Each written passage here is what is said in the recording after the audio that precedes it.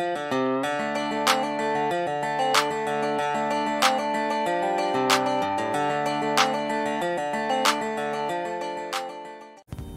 guys, good afternoon.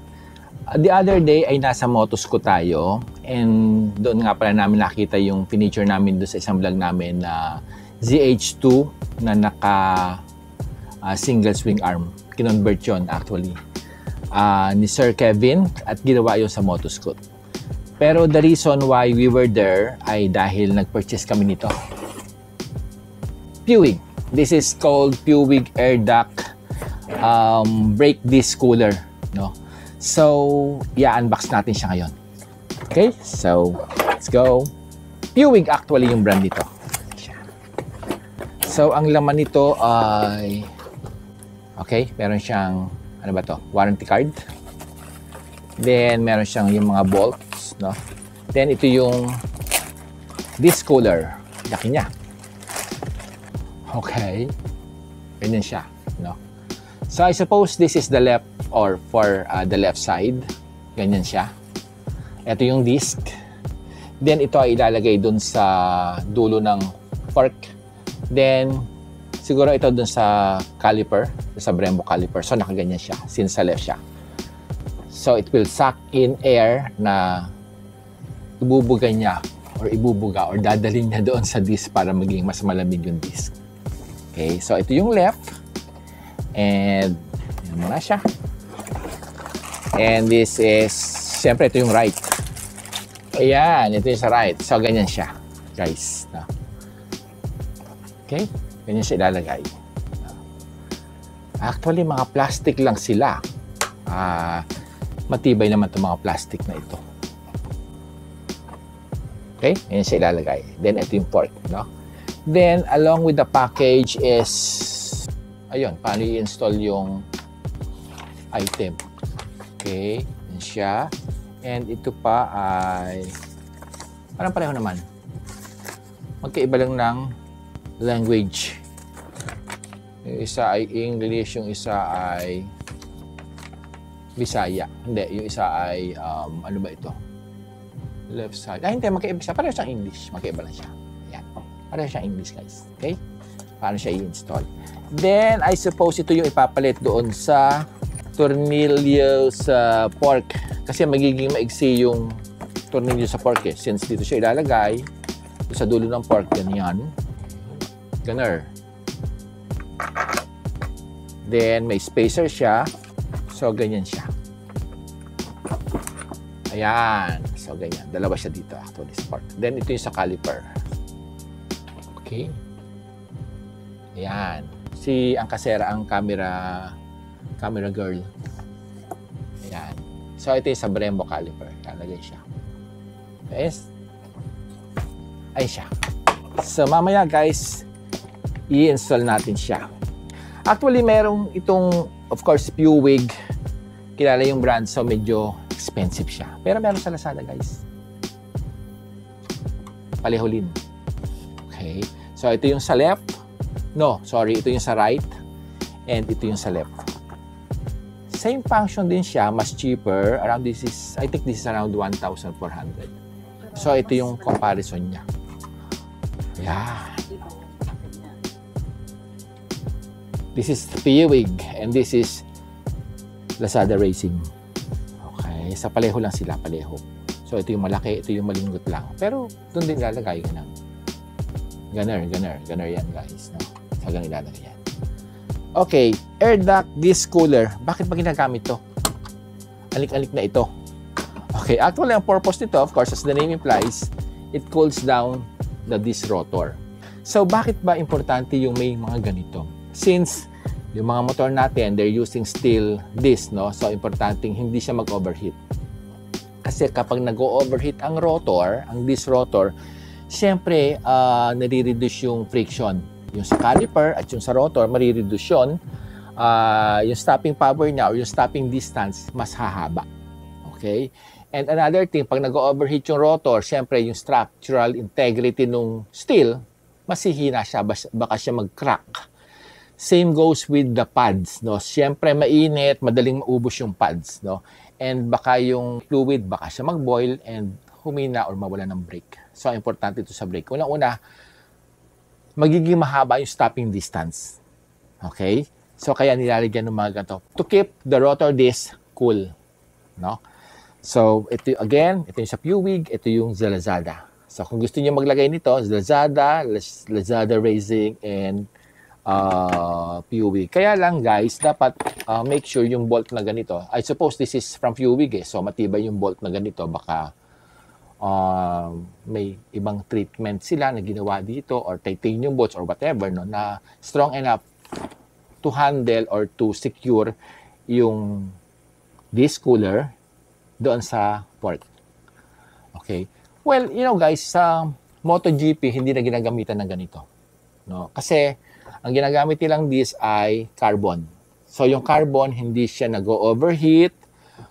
Mas malakas yung stopping power niya. When it comes to weight, of course, mas magaan siya. So, weight reduction, wala nang ganitong mga anik-anik, no? Kasi nga, carbon disc na siya.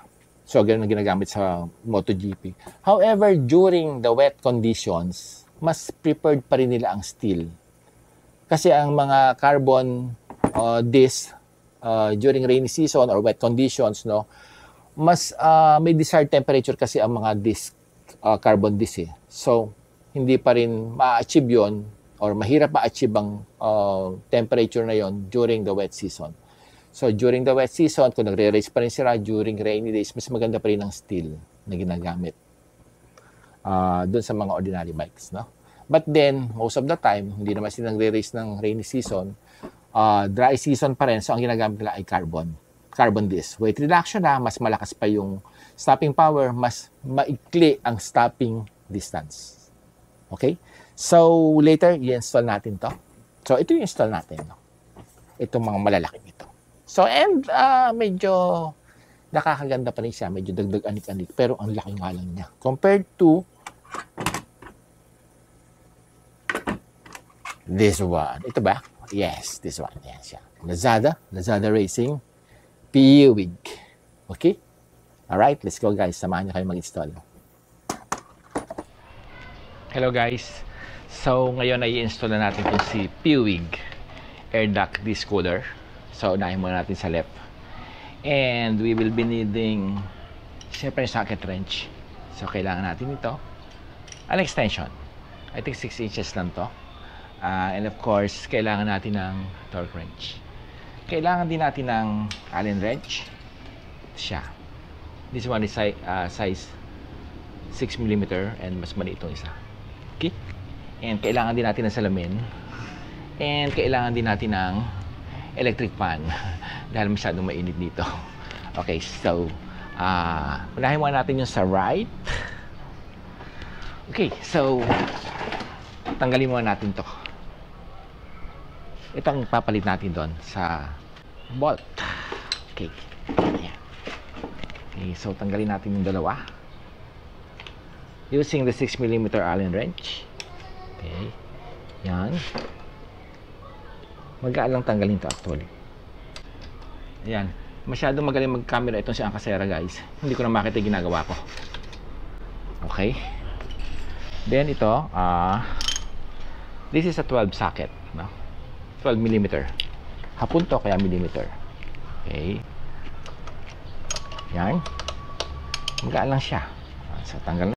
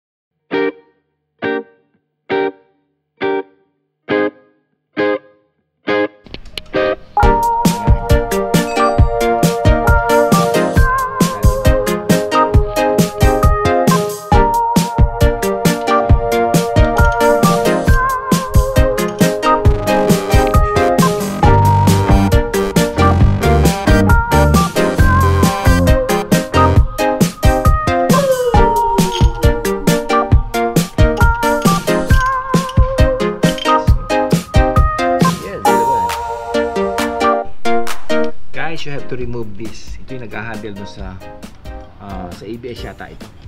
So you have to remove the original. Ito, may naka-bolt siya sa ilalim, sa likod, no? And you have to use the open wrench number 8. Yan siya. So nandun siya. Ang maliit na daliri. Okay, so you have to remove this. You have to remove the original yarn. Okay? Ito guys, tatanggalin nyo to. Kasi hindi magpipit ito. Okay, so ilalagay natin to. So same process, kamukha rin sa kabila. Ilagay na namin to dito. Yung bracket. Then ilalagay na ito dito. Okay, masyadong masikip. Na-install na siya guys. So same process. Then of course you have to check the clearance, no? Clearance ng disc cooler doon sa disc.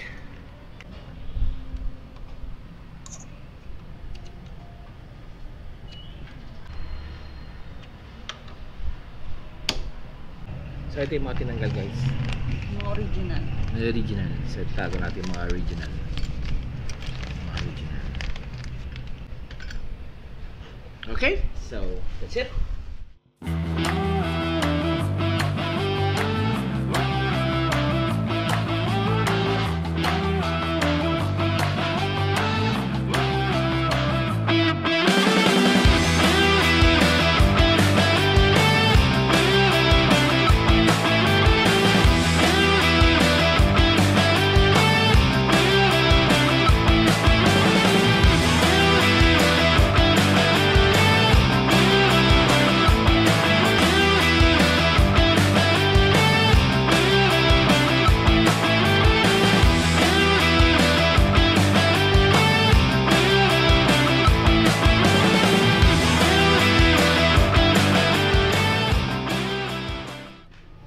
Okay guys, so ito na siya. Although medyo challenging ilagay dahil may mga maliliit na tornilyo. So na-install na namin. So kaya-kaya basta nandyan si Angazera. Okay, please subscribe to our YouTube channel. Thank you for watching. See you guys in our next vlog. Bye.